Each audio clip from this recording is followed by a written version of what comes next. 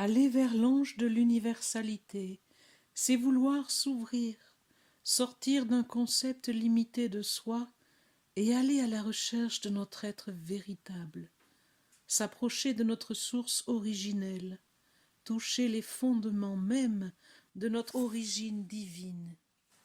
S'élever vers l'ange de l'universalité, c'est vouloir être le vent, l'oiseau, l'arbre, l'eau qui coule à travers toutes les sources, être le soleil, les étoiles. C'est vouloir de nouveau se sentir un avec toute la création, retrouver notre véritable nature grande, universelle, infinie. C'est un grand défi pour l'homme, confiné dans une vision étroite de son existence, de s'approcher de la grandeur de l'ange, de l'universalité. Cet ange respire dans tous les mondes, emplit tous les êtres et toutes les particules du cosmos. Il étend son royaume jusqu'aux confins de l'univers, une immensité qui vit aussi à l'intérieur de l'homme.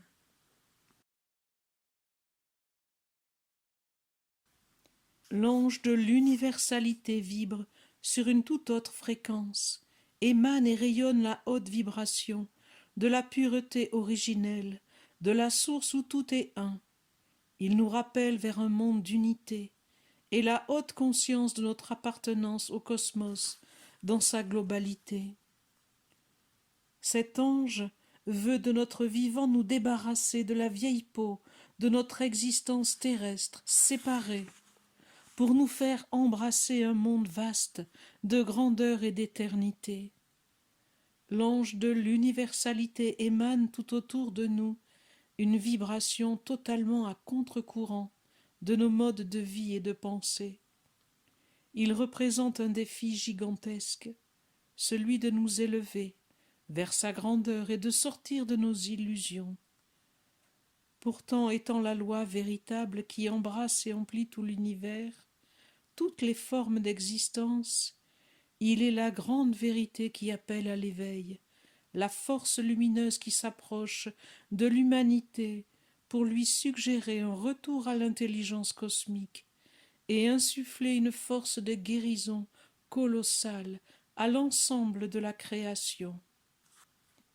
Que ce soit par toutes les formes d'astrologie, connaissance de l'influence des étoiles, les représentations des différents mondes de la vie et de la mort, la science des mégalithes, la roue médecine, la science de l'énergie chinoise, l'homme s'est toujours relié à un monde plus grand, plus haut, plus universel. Ce n'est que plus récemment dans l'histoire du monde que l'homme s'est identifié à son corps physique et à son existence propre. Il fut un temps où la conscience d'unité était présente, où l'homme se savait vivre dans plusieurs mondes, être un avec toutes les formes d'existence, et n'avait jamais encore développé cette conscience individuelle et cette conception de séparativité. La conscience de l'universalité de la vie est une ancienne mémoire, un savoir intuitif, vivant au plus profond des cellules de l'homme, depuis l'origine de la création qui s'est perpétuée au fil des traditions et des peuples. L'homme sait que son existence est vaste, qu'il est un être cosmique grand, dépassant la frontière du corps, contenant en lui-même toutes les formes de vie et relié à tous les univers. Mais cette connaissance a été endormie par une fausse lumière, lui faisant miroiter la gloire et le bonheur de son existence séparée. L'homme s'est enfermé en lui-même jusqu'à perdre la mémoire de son origine, se coupant d'un savoir ancestral inné, vivant au plus profond de lui. Il lui fallait retrouver le chemin de la remontée vers la source, et il a cherché à travers une multitude de croyances, d'idéologies et de religions à combler sa quête d'universalité. Tous les grands maîtres ont enseigné à différentes époques de vivre au-delà du corps, d'honorer les mondes visibles et invisibles, de respecter et de bénir tous les règnes de la création.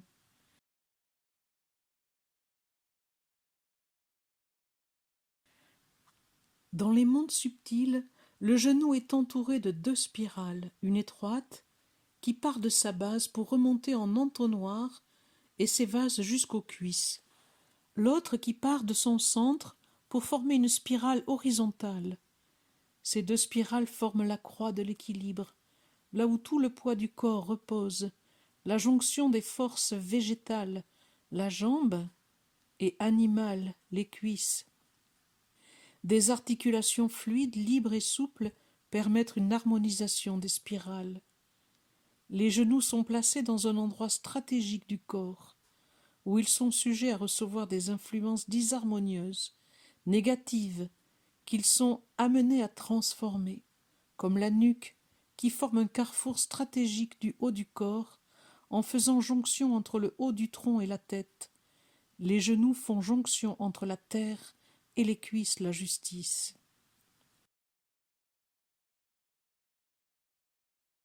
Guérir les genoux, c'est s'agenouiller directement sur la terre, en signe d'humilité, en demandant pardon, mais aussi faire couler de l'eau pure dessus, car l'eau guérit.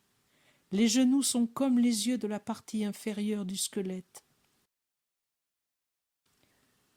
La période de l'ange de l'universalité va du 22 décembre au 20 janvier.